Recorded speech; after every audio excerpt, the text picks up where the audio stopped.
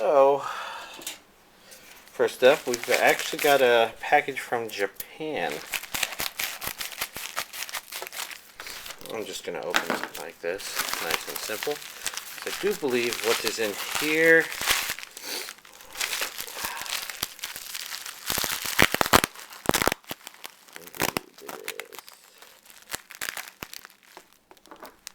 although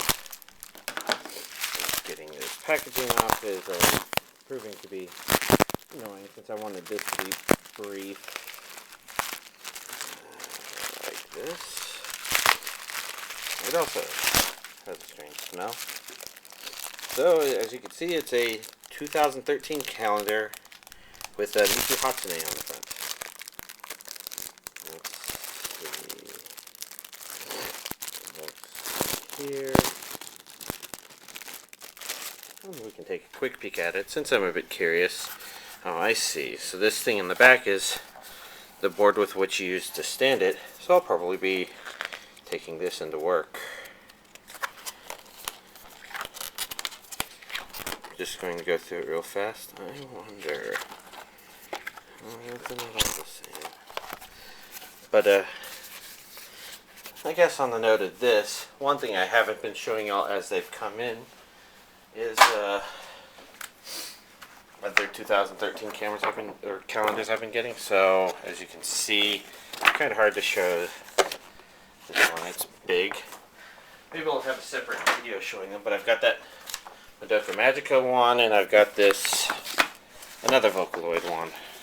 Maybe another Miku Hatsune themed one. I can't remember. This one is a kind of unusual for a Japanese calendar in that it actually has a page for each month. Normally they only have 2 months per page, so they're not completely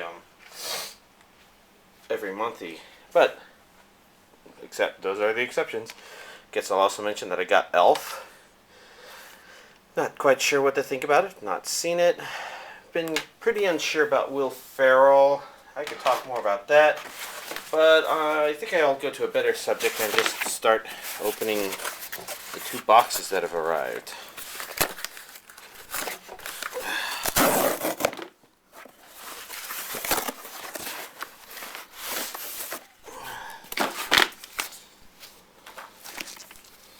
Amazing. And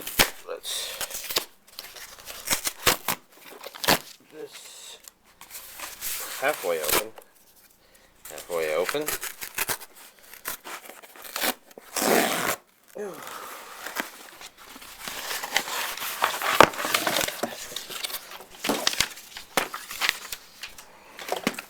At the bottom of this, there was a Futurama Volume 7, which I believe would be season...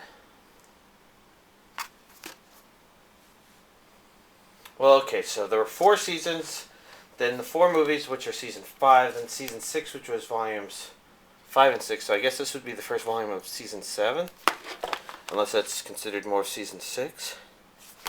But it's more Futurama. That goes under my non-anime pile. And I will take a look. Let's begin with the first thing. This has been I think this was originally listed to come out back in September, so it's finally come out. Sounds kind of interesting. I'm wanting to check it out. Like people who were talking about it kind of suggested that maybe it's an almost satirical piece on the harem concept.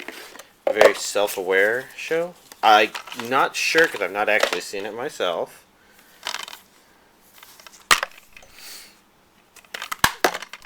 This looks like a release that was maybe going to be a Blu-ray release at some point.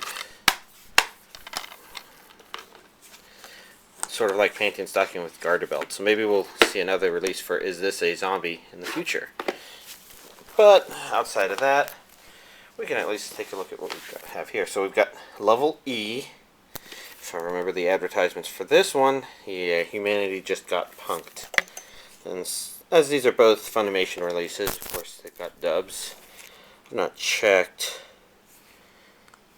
but usually with Funimation you don't have to.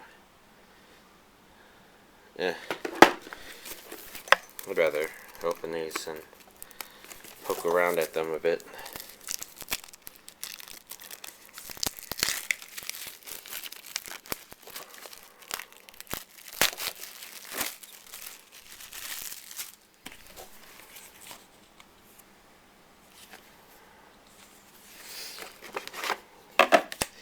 And this one, of course, would be combination DVD.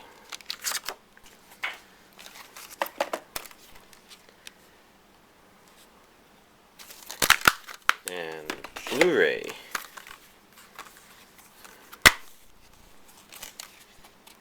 Release. I do not know why it looks like we have both a Space Sentai team and a baseball team. Base. Then we've got a letter B, which when I look at it, it makes me think of Shigo Fumi for some reason. I'm not quite sure if there's any real similarity, but for some reason I keep thinking of it. Could be just a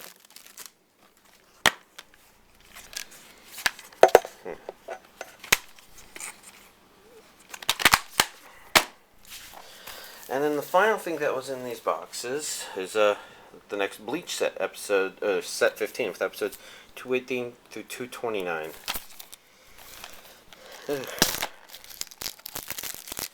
And I don't think these DVDs have ever looked particularly noteworthy, but let's still dig inside it to see what we've got anyways. Nothing terribly exciting on the disc arts, but it's not the least exciting thing, because I did get some other DVDs, anime DVDs, earlier this week. First up, okay, we're gonna just make sure these three titles we talked about. We've got a Kurozuka, the complete series. This would be a Sony release that kind of just snuck up on under the radar, as well as Ultraviolet Code 00 or 044 Code 044. Yet again another Sony release, and then a Viper's Creed. And the reason these are interesting is because the discs aren't particularly noteworthy artwork style, and since I do believe these are made on order DVDs, they are burnt. So they're purple on the back. And I normally order an entire month's DVDs half a month in advance, so these got listed within just a couple weeks ago, I think. So they came out really fast. I'm not sure how to balance these, because the final thing is actually the NIS release Umineko, When They Cry, which I don't think is actually the second season of When They Cry. I do believe this is something else somehow related. I noticed that the packaging this time seems to be a lot more tight fit. I actually got this DVD out in time, so let's actually put this here underneath that. This is a Blu-ray only release.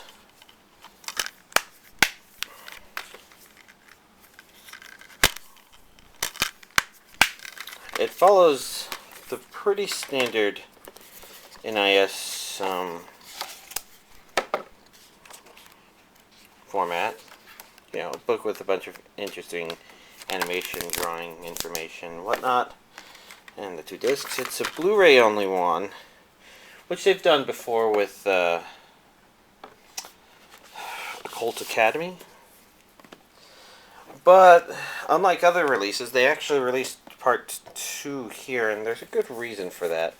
This is case file 2. Again, something different about this release, in that everything's tighter. You may notice that only the one disc came out, and there's only foam here, and that's because this release has the remaining episodes, but that's only like 1, 2, 3, 4, 5, 6, 7, 8. So basically, instead of 3 releases, they actually did a kind of 1.5 release, I guess, which has all the series as far as I can tell. And that would answer the question about why this one was like $20 cheaper than your average NIS release. But you got the same sort of display for your limited edition case. The only difference is you have styrofoam instead of a second disc in this one. But this means that you got the entire series in one go, just like that.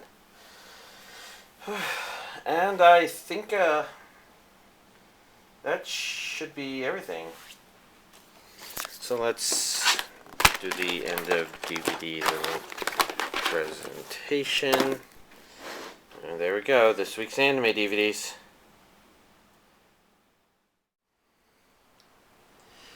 So I guess I didn't really watch a whole lot of anime this past week. In a nutshell, last Tuesday I mentioned firing up the Wii U for the first time. What I had not done is I had not fired up Nintendo Land. And once I did that, I think a lot of time was actually sunk into that because, well, okay, so when the Wii came out, Wii Sports was released, kind of demonstrating what the Wii can do and the basic ideas of how you would play it and whatnot, and that was a good introduction to those. It's a fun but simple little package. When Nintendo included the Wii Motion Plus, when they released that, they came out with Wii Sports Resorts, which demonstrates a whole lot of that, and that was probably even more fun.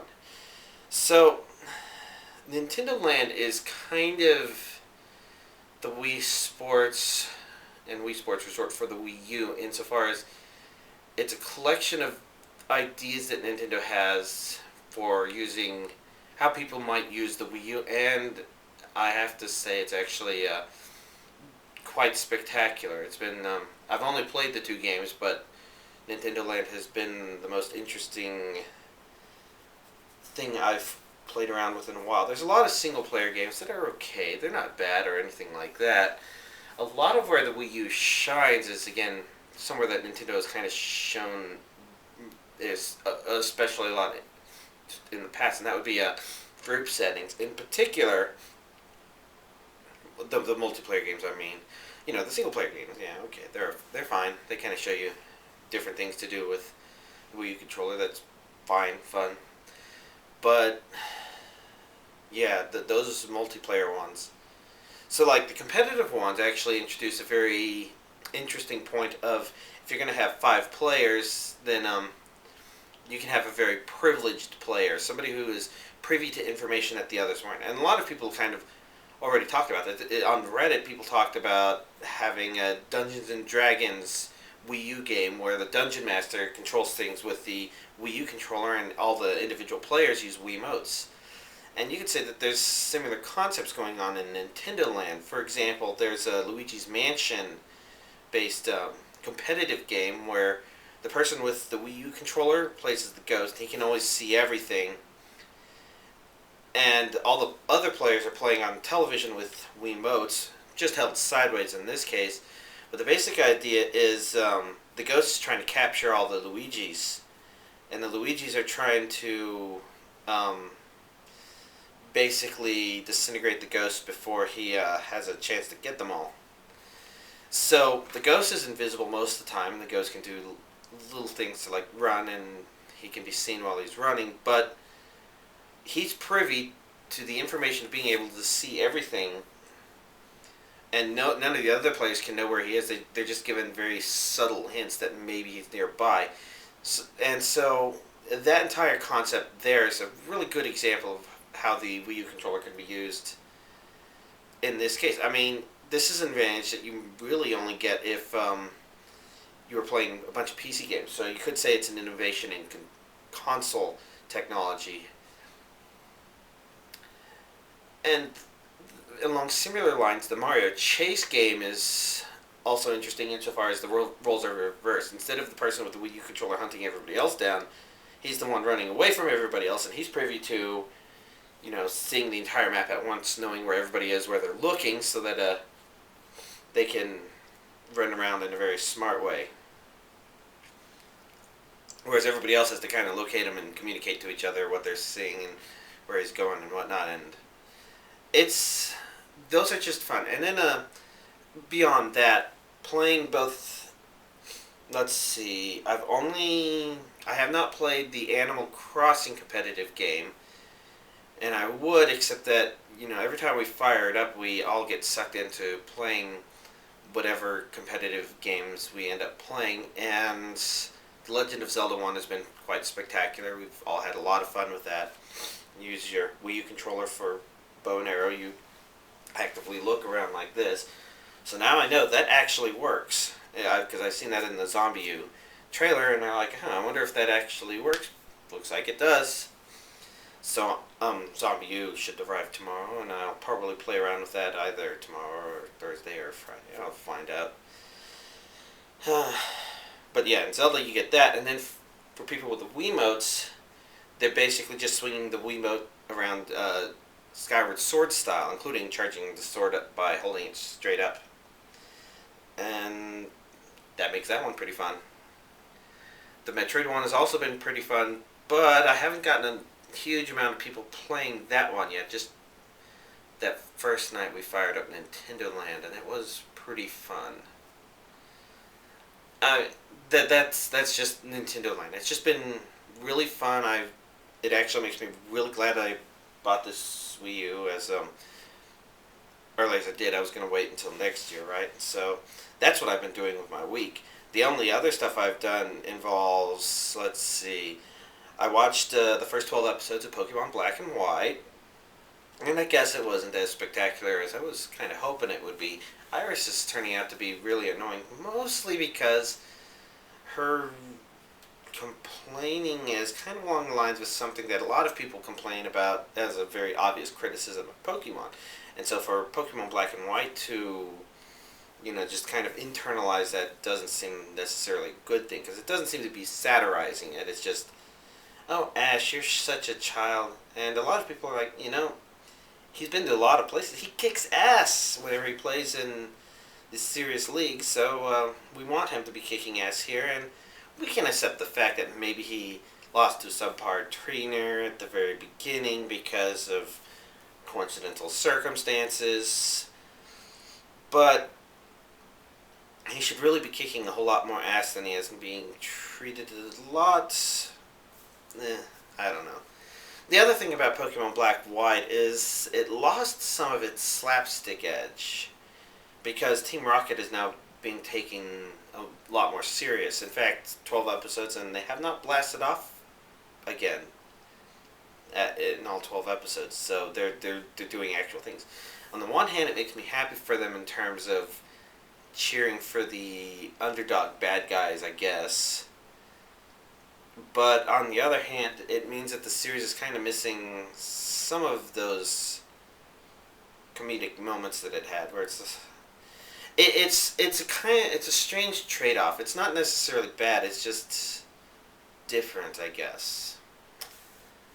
But I guess that's not bad. It's not good. It is what it is. Now, other than that, the only other thing I watched was X the movie, which is an alternative version of the series. I've tried to watch the series a couple of times, and interruptions kept happening, and I kept forgetting to get back to it, and then it's like, oh no, it's been way too long, and I'll just have to restart, since I only watched 1 or 4 episodes anyways. And so watching X the movie and trying to get a handle on that was actually probably fine. There's some issues I have with it, though. I mentioned this with the person I was watching it with, but it's, well, first of all, great positive. It's definitely very well animated. I mean, you can tell that they spent a lot of time and effort making sure everything happened in detail. The issue is more one of, I guess there's a twofold issue. That's, I guess the original source material was not completed at the time, so they had to make up some stuff. Maybe that accounts for some of the strange character twists that didn't seem to make a whole lot of sense. They had interesting ideas, but the pacing was all off. Like, it would have been much better as a series than as a movie, which is probably why X the series exists. And I guess also why X's series is rated higher. So maybe this is a good excuse to watch that again. I might not. I haven't figured out yet. But, well, there you go. That's everything I watched. Next week, my vacation begins, so I should probably clean up the place. You can see that it's really needed. I'll clean it up a bit and try and give you all a quick update on what's changed about the place since I moved in. And for people who never saw the original update, well, just a brief overview of how everything's laid out. So probably shorter than my previous apartment tour, while at the same time giving you all a good heads up as to what's changed. That's the plan. Otherwise, shout out to everybody who came to watch the update. That would be AM Radio, Caged Candy, Charles B22, Death Mites, Stock Like Corn, Tisganksta, the coolest. I think that's what he wanted me to say. And Fat Kid for Life. So thank y'all, and y'all have a nice week.